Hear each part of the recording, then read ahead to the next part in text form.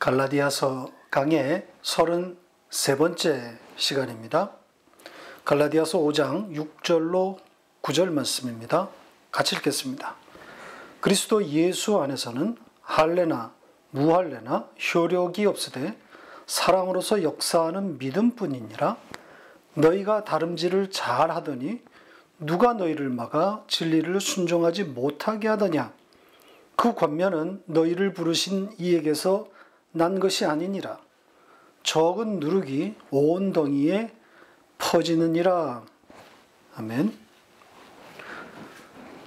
의의 소망을 기다리는 것이 결코 쉬운 이야기가 아니라는 것이 지난주의 결론이었습니다. 선악과를 따먹고 눈이 밝아진 인간은 보이는 것에 집착하기 때문인 거죠. 눈으로 보고 또 손으로 만져서 얻게 된 경험에다 가치를 둔단 말입니다. 과학이 인류에게 없어서는 안 될 중요한 학문인데다 과학주의가 팽배한 세상에 우리가 놓여 있기 때문에 이 눈에 보이지 않는 그 의의 소망이라는 개념에 우리가 쉽게 다가갈 수 없는 겁니다. 인간의 이런 본성 때문에, 이런 인간의 체질 때문에 스스로는 그 소망 앞에 나가기가 어려운 겁니다. 우리가 의의 소망이신 주님을 기다리는 자가 분명한데, 그럼에도 우리의 의지로 잘 되지는 않는 거죠. 혹자는 이렇게 반박할지 모르겠습니다. 우리 모두가 다 주님을 간절히 기다리고 있는데 무슨 소리냐고 이렇게 반박할 수 있을 텐데, 다시 잘 들여다보면 우리가 헛연불처럼 이 사무치는 고백이 아니란 말이죠. 아니, 돈도 잘 벌고 또 사업도 잘 되고 자식도 잘 자라고 있는데 무슨 주님을 기다린단 말입니까? 아직 가봐야 할 곳도 많고 먹어야 할 것도 셀 수 없이 많이 남아 있는데 무슨 하늘의 소망을 바라고 기다린단 말입니까? 안 그렇습니까? 여기가 좋지. 그 나라에 빨리 가고 싶습니까?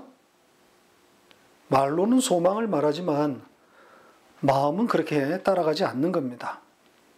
그게 눈이 밝아진 인간의 어쩔 수 없는 현주소란 말입니다.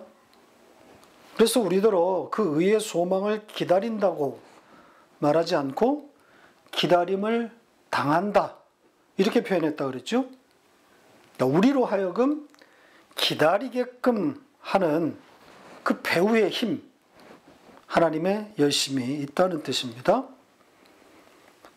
오늘 본문, 지난주 본문에 의한 내용에 의하면 성령을 통한 믿음이 우리 안에서 작동하고 있는 거죠. 그 믿음이 우리를 기다리는 자로 만들어가고 있는 겁니다. 그 믿음이 세상에 대한 우리의 마음, 그 희망을 끊어가고 있는 거죠. 하나씩 하나씩 세상줄을 끊고 있는 겁니다. 돈을 붙들고 있으면 그 돈을 날려보내기도 하고, 건강을 의지하면 건강도 걷어가고, 또 자식에 매여 있으면 자식으로 인해서 쓴맛을 보게도 하는 겁니다. 성도가 무엇을 붙들고 사는지를 가르치는 거죠. 그러니까 하나님을 모르는 세상 사람들도 붙들고 사는 그런 그 희망과 꿈을 성도도 마찬가지로 거기에 기대고 살 수는 없는 거죠. 하나님이 그 꼴을 볼 수 없는 겁니다. 그래서 그런 것들을 거두시는 거란 말이죠. 소망을 기다리는 자로 완성시켜 가기 위함입니다. 그래서 마침내 완성이 되면 그 나라로 옮기는 것 아니겠습니까?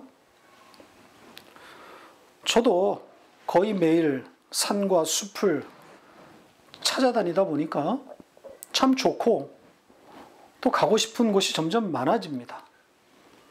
한국도 산이 좋다고 하지만 우리가 살고 있는 이 캐나다는 자연이 아름답고 특히 잘 보존되어 있는 그런 대표적인 나라 아닙니까? 그러니 갈 데가 얼마나 많겠습니까? 건강을 찾기 위해서 시작한 발걸음이었는데 이제는 즐거움도 생겼단 말이죠. 이곳저곳 다 가보고 싶은 그런 욕심도 생깁니다. 그런데 이런 욕심은 끝이 없는 거죠. 아무리 열심히 찾아다닌다 해도 어디까지 갈 수 있겠어요? 다 볼 수 있겠습니까? 이 세상에 다 보고 죽는 사람이, 다 먹고 죽는 사람이 어디 있겠습니까? 설령 다 먹고 다 보았다 할지라도 거기 만족함이 있겠어요? 결국 성도는 무엇을 해도 소망을 기다리는 자로 귀결되는 겁니다. 세상과 인생에 대한 허무감을 보게 되고 또 경험하게 되는 것이고 거기서 주님밖에 없습니다. 주님만이 나의 만족이십니다. 이렇게 고백하게 되는 겁니다. 자, 지난주에 이어서 본문 6절로 갑니다. 이 문장에도 그러므로, 왜냐하면 이런 접속사가 또 등장합니다.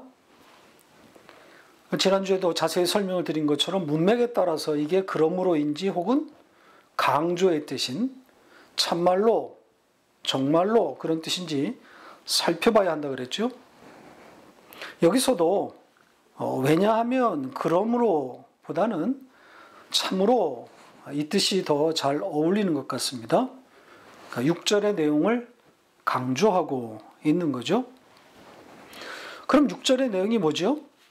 그리스도 안에서 할례나 무할례는 효력이 없다. 다만 사랑으로 역사하는 믿음뿐이다. 이렇게 되어 있습니다.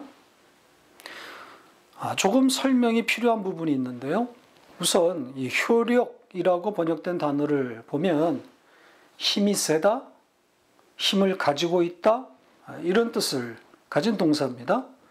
그러니까 할례나 무할례 공의 그리스도 안에서는 힘이 없다, 이런 뜻입니다. 할례 받았음도 또 혹은 할례 받지 않았음도 그리스도 안에서는 의미를 갖지 못한다는 거죠. 거기에 가치를 두지 않는다는 겁니다. 그렇다면 의미와 가치는 어디에만 있는 거겠어요? 네. 그리스도 안에 있는 그 사랑으로 역사하는 믿음, 이거인 거죠. 그러니까 믿음만이 그리스도 안에서 의미와 가치를 있는 것이다. 가치가 있는 것이다. 이렇게 말하고 있는 겁니다.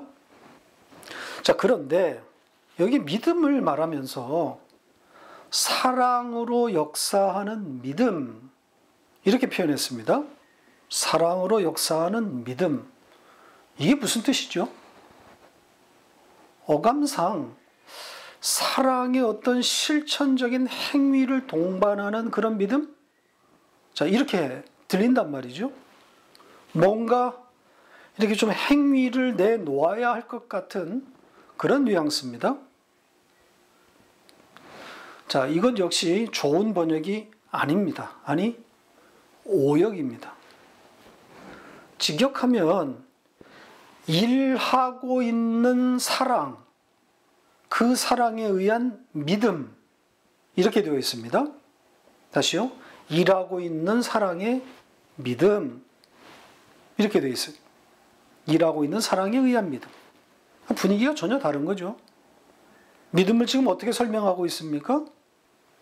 지금 작동하고 있는 사랑에 의해서 그 믿음이 나온 것이다. 그러니까 사랑이 그 믿음을 만들어냈다. 이런 뜻입니다. 그리고 그 믿음을 만들어낸 그 사랑은 지금 일하고 있다. 작동하고 있는 중이다. 이런 거예요. 그러니까 여기에 지금 사랑은 무엇으로 혹은 누구로 봐야 되는 거죠? 지금도 일하고 있는 사람?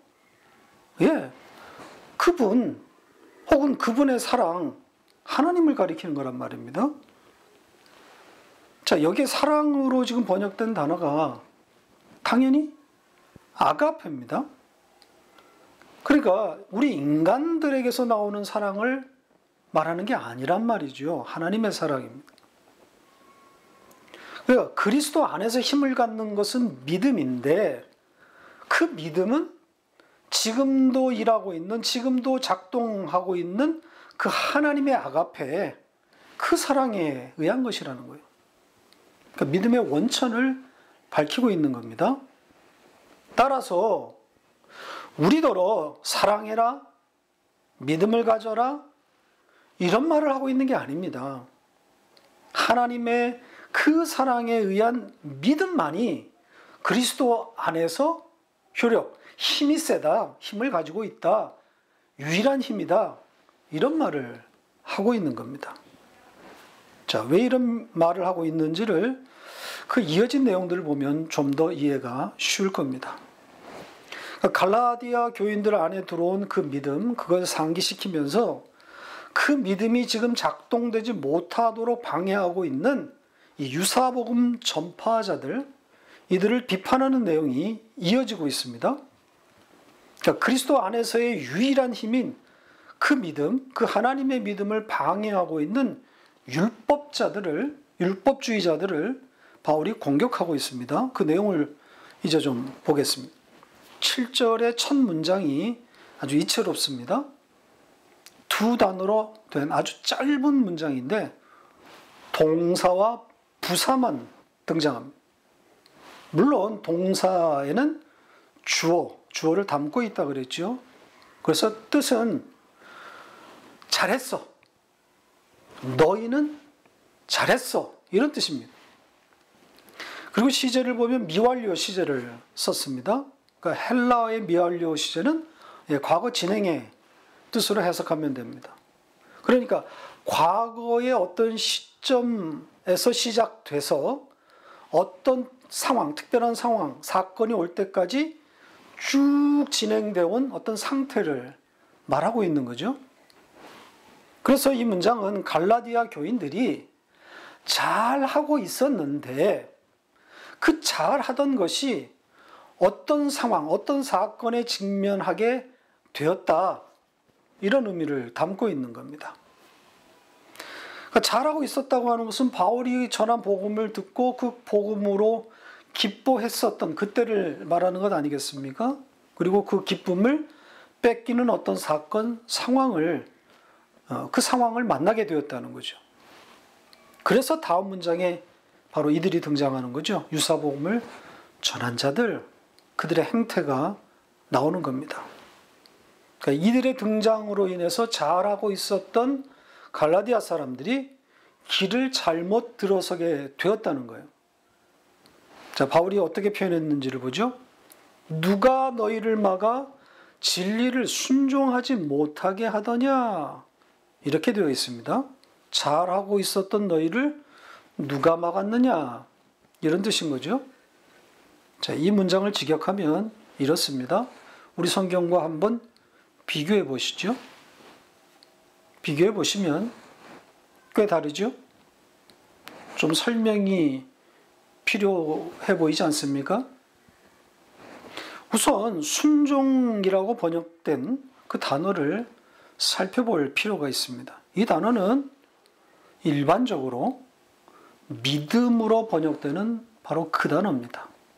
그리고 사전적인 뜻은 설득하다, 거기서 온 말이에요. 그러니까 우리는 진리를 순종한다, 이런 흐름을 반영한 건데 잘못 이해한 거죠. 순종한다 이렇게 써가지고 인간이 진리에 순종하는 것이 아니라 진리가 우리를 설득하는 거란 말이죠. 지금 우리가 착각하고 있는 게 그거예요. 우리가 진리를 순종한다, 우리가 진리에 순종한다, 우리가 말씀에 순종한다, 이렇게들 생각하는데 아니란 말이죠. 진리가 우리를 설득하는 것이고 말씀이 우리를 설득하는 거란 말입니다. 그러니까 이게 납득이 안 되니까, 이해가 안 되니까 설득으로 번역해야 할 단어, 그러니까 믿음으로 번역해야 할 단어, 이걸 순종이라고 번역해버린 겁니다. 이 단어는 아예 순종이란 뜻이 없는 단어예요. 그걸 왜 순종이라고 번역했는지 이해할 수가 없습니다. 진리가 설득하는 거란 말입니다. 진리가 믿음을 가져다 주는 거예요. 그러니까 우리가 진리를 믿거나 혹은 순종하는 것이 아니라 진리가 우리를 설득하는 거란 말이죠. 그리고 누가 너희를 막더냐, 여기 막다 이렇게 나가서다 이렇게 번역된 단어를 보면 안에서 혹은 안으로 자르다, 베다 이런 뜻입니다. 그러니까 막았다는 것과는 조금 뜻이 거리가 좀 있는 거죠. 너희를 안에서 잘랐다 혹은 안으로 베었다, 갈랐다. 그러니까 파괴했다라는 뜻이에요. 무너뜨렸다는 겁니다. 정리해보면 갈라디아 교인들이 바울로부터 복음을 듣고 잘하고 있었는데, 기뻐했었는데 유사복음 전파자들이 들어와서 그 진리가 그들을 설득하지 못하도록, 말씀이 일하지 못하도록 갈라디아 사람들을 안으로부터 갈랐다, 파괴했다, 이런 일이 일어났다는 거예요. 교회는 이렇게 무너지는 겁니다. 진리를 왜곡시켜 놓으면 무너지게 돼 있어요. 은혜가 율법으로 대체되는 순간 그냥 무너지는 거예요. 율법의 행위가 교회에 새로운 바람을 일으키는 것 같이 보이지만 그건 사실 사람에게 좋은 일이란 말이죠. 사람에게 충성하도록 되어 있습니다. 하나님을 위해서 이건 구호일 뿐이고 교회와 목사가 정해놓은 그 목표를 향해서 달려가도록 만드는 거란 말입니다. 그래서 결국은 다 지치게 되어 있는 거예요. 그렇게 지쳐 떨어지면 이제 뒷방 늙은이 신세가 되는 거죠. 열심히 교회를 섬기다가 지쳐서 피곤해서 그래서 이제 충성 봉사하지 못하게 되면 처음에는 힘들다고 하소연을 합니다. 교회에다가 혹은 목사에게. 그러다 이게 교회가 안 들어주면 교회가 이래서는 안 됩니다라고 쓴소리를 하기 시작한단 말이죠. 바른 소리 하는 거죠. 그러면 어떻게 되는 거예요? 네, 밀려나는 거예요. 그러다가 쫓겨나는 겁니다.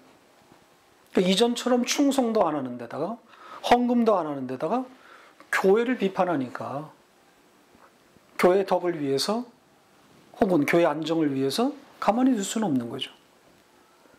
이렇게 지친 오래된 교인들은 속가내고 뭣도 모르고 지금 덤벼들고 있는 신참들을 데리고 또 같은 작업을 하는 거란 말이죠. 다시 율법의 행위로 뺑뺑 돌리는 거죠. 지칠 때까지 돌리는 거. 그러다 지치면 또 여지없이 팽당하는 거고. 이렇게 교회는 무너지는 겁니다. 그 시작이 바로 진리의 왜곡으로부터 시작되는 겁니다. 은혜 대신 율법, 행위 이런 것들이 들어서기 시작하면 이미 무너지기 시작한 겁니다. 자, 8절로 갑니다. 7절에 이어진 내용입니다. 우리 성경은 문맥을 놓쳐버렸습니다. 그럴 수밖에 없는 것이 같은 단어를 각각 다르게 번역했기 때문입니다. 7절에 나온 단어가 8절에 그대로 나오거든요. 그런데 다른 뜻으로 번역을 해버렸기 때문에 이게 연결이 안 되게 되어 있어요. 왜 이렇게 번역했는지 도무지 이해할 수가 없습니다. 여기 지금 그 권면, 8절에 그 권면 이렇게 되어 있죠. 그러니까 독자는 그들의 권면, 그들의 그 권면을 지금 말하고 있는 거구나 이렇게 읽게 되는 거죠. 자, 물론 이것이 전혀 뜻이 통하지 않는 것은 아니지만 저자가 말하려고 하는 그 문맥을 완전히 놓쳐버린 거란 말입니다. 조금 전에 말씀드린 것처럼 이 설득 혹은 믿음으로 번역해야 할 단어를 어처구니 없게도 순종하다 이렇게 번역해 버리는 바람에 필연적으로 일어날 수밖에 없는 오류인 거예요. 그 7절에서 순종으로 번역했으니까 8절에서도 어떻게 해야 됩니까? 당연히 순종으로 번역해야 되는 거예요. 그런데 그렇게 되면은 어색하니까 문장이 엉망이 된단 말이죠. 그러니까 권면이란 단어가 느닷없이 등장한 겁니다. 그러니까 어떻게든 뜻을 통하게끔 하려다 보니까 애매한 권면이란 단어가 나온 거죠. 권면이란 단어 자체가 나쁜 선택은 아닙니다. 설득의 의미가 조금은 담겨져 있기 때문입니다. 그래서 뜻은 통할 수 있는데 문제는 앞문장과 연결이 안 된다는 거죠. 지금 그 단어에 정관사가 붙어 있단 말입니다. 그러니까 그 설득이란 말이에요. 그 설득. 그 앞에 나온 그 순종으로 번역된 그 단어, 그걸 받고 있는 거예요. 그러니까 이 7절에서 말한 진리가 설득하지 못하도록 갈라디아 사람들을 파괴했다라는 그 문장, 그것과 연결하기 위해서 지금 같은 단어를 사용한 거란 말이죠. 그러니까 진리가 하는 설득, 그게 아니라 그들의 설득, 그 파괴자들의 설득이라는 거죠. 진리와 대조시켜 놓은 거예요. 그 설득은 오로지 진리만이 하는 것인데 다른 설득이 있다는 거예요. 다른 설득. 그래서 그 설득은 너희를 부르신 이에게서 난 것이 아니다. 이렇게 말하고 있죠. 8절을 다시 읽어보겠습니다. 같이 읽겠습니다. 그 권면은 너희를 부르신 이에게서 난 것이 아니니라. 너희를 부르시니 누굽니까? 하늘 아버지인 거죠. 그러니까 지금 그들이 하고 있는 것, 그들이 하고 있는 그 설득, 그것은 하나님으로부터 온 것이 아니라는 거죠. 하나님과 상관이 없는 것들이라는 거예요. 그리고 여기서 너희를 부르시니라고 할 때 부르다. 자, 이 시제도 잘 보셔야 합니다. 우리 성경은 과거의 의미를 담아서 부르신 이렇게 번역했습니다. 맞을까요? 맞으면 제가 말하겠습니까? 이렇게? 자, 오해할 수 있는 시제의 문제라 짚고 넘어가려고 합니다. 자, 과거에 일어난 일이다 이렇게 생각하고 그냥 쉽게 넘어갈 수 있는 일인데 지금 저자는 그렇게 하지 않았어요. 그 일반적인 생각을 거부하고 있습니다. 지금 이 문장에서 부르다 이 동사를 현재 시제를 사용했습니다. 그러니까 지금 너희를 부르시는 하나님, 그러니까 불러낸 혹은 부르신 하나님이 아니라 지금도 부르고 계시는 하나님, 이렇게 표현한 겁니다. 뭘 담아놓은 거겠어요? 지금도 일하시고 있다는 거예요. 지금도 부르고 계시다는 거예요. 그러니까 유사복음에서 꺼내려고 지금도 이들을 불러내고 있다는 거예요. 왜 계속 이렇게 불러내는 거죠? 네, 그렇지 않으면 우리는 거기서 나올 수가 없어요. 하나님이 그때그때 꺼내주시지 않으면 우리는 주구장창 거기에 주저앉게 되는 거란 말입니다. 선악과를 따먹고 죄와 불순종에 갇힌 묶여버린 우리의 원자리, 바로 세상이란 말이죠. 가만 놔두어도 그냥 요요처럼 돌아가는 그 자리가 거기란 말입니다. 그래서 수시로 하나님이 찾아오셔서 꺼내주시는 거란 말입니다. 부르시는 거란 말입니다. 우리가 오랫동안 아브라함의 이야기를 배웠는데 우리가 발견하고 확인한 바가 뭐였습니까? 아브라함이 하나님을 찾아 나가는 일이 한 번도 없었다는 거죠. 전부 하나님이 찾아오시는 이야기였단 말이죠. 자, 시제 이야기가 나온 김에 한 구절 더 보고 가겠습니다. 이미 에베소서 강의에서 확인한 말씀입니다. 에베소서 2장 1절 같이 읽겠습니다. 그는 허물과 죄로 죽었던 너희를 살리셨도다.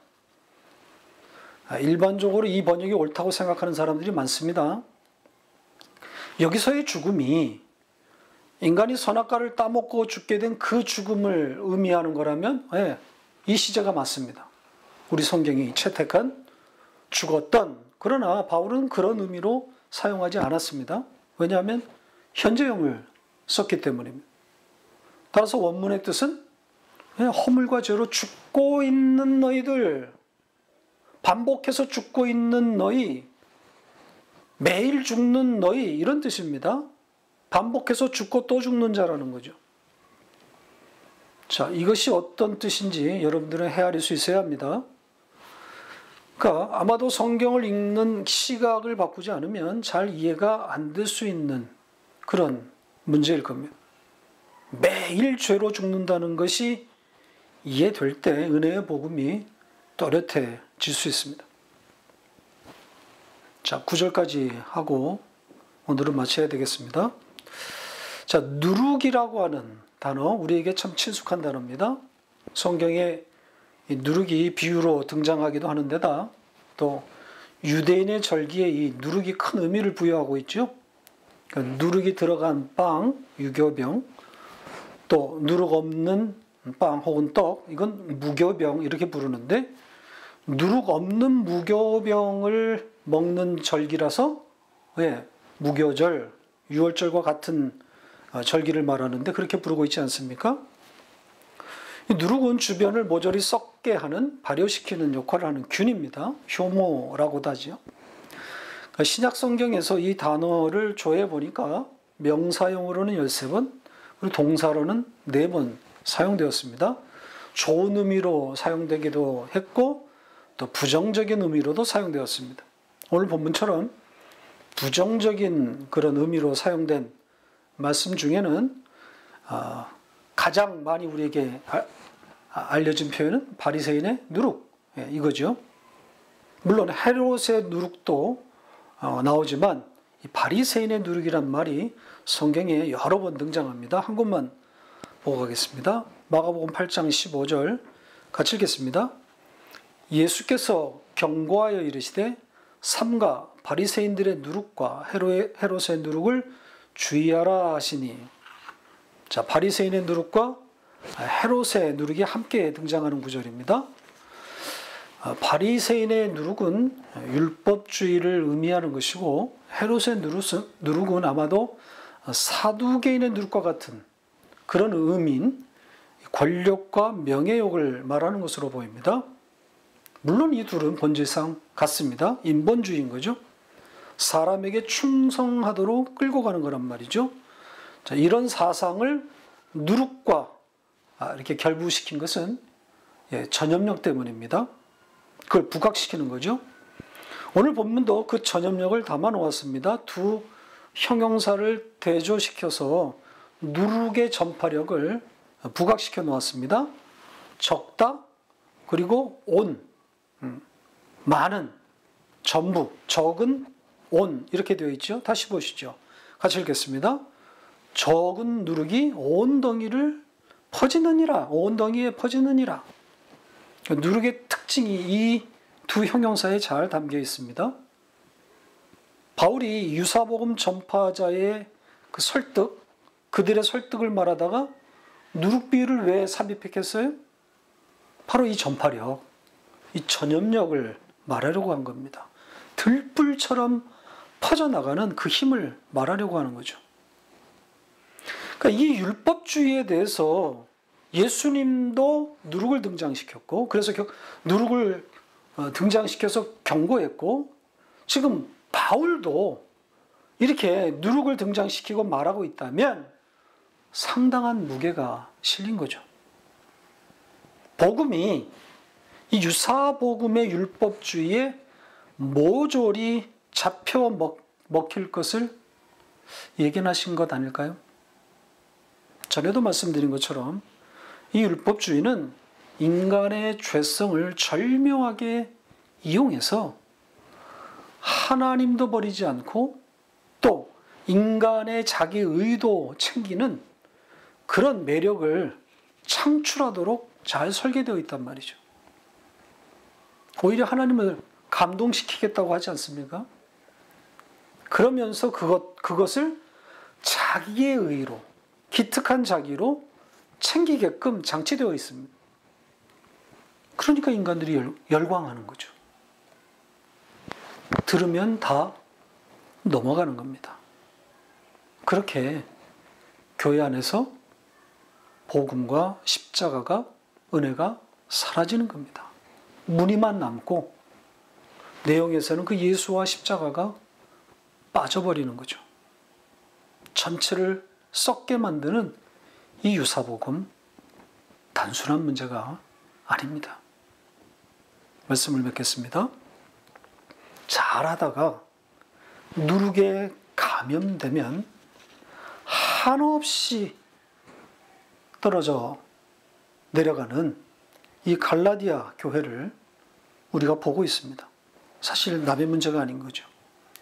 지금 잘하고 있다가 지금 잘하고 있는데 끝까지 잘할 것이라고 하는 보장이 안 되는 거죠. 유사복음을 만만히 봐서는 안 됩니다. 모든 시대의 교회들이 다 여기에 잡혀먹혔습니다. 그만큼 매력적인 복음이란 말이죠. 들으면 넘어가도록 잘 설계가 되어 있습니다. 인간의 죄성을 기발하게 자극해서 하나님과 연결시켜 놓았단 말이죠. 하나님을 감동시키는 그런 행위를 통해서 자기의 의의를 챙겨갔도록 장치되어 있기 때문에 다 여기에 넘어가는 겁니다. 누르게 들어오면 마치 코로나 바이러스처럼 전염이 되기 마련이에요. 그러므로 싹을 잘라버려야 되는 거죠. 얼씬도 못하게 해야 되는 겁니다. 말도 꺼내지 못하도록. 발 붙일 자리를 내어주면 안 되는 겁니다. 다른 건 몰라도 이 율법주의 유사복음에 대해서만큼은 우리 예민하게 신경을 바짝 기울여야 할 주제입니다. 조금만 틈을 주면 언제 머리까지 타고 올라갈지 모릅니다. 과도할 정도로 예민하게 반응해야 할 주제입니다. 왜냐하면 우리는 율법 천지의 세상, 율법 천지의 교회들 사이에 끼어 있기 때문입니다.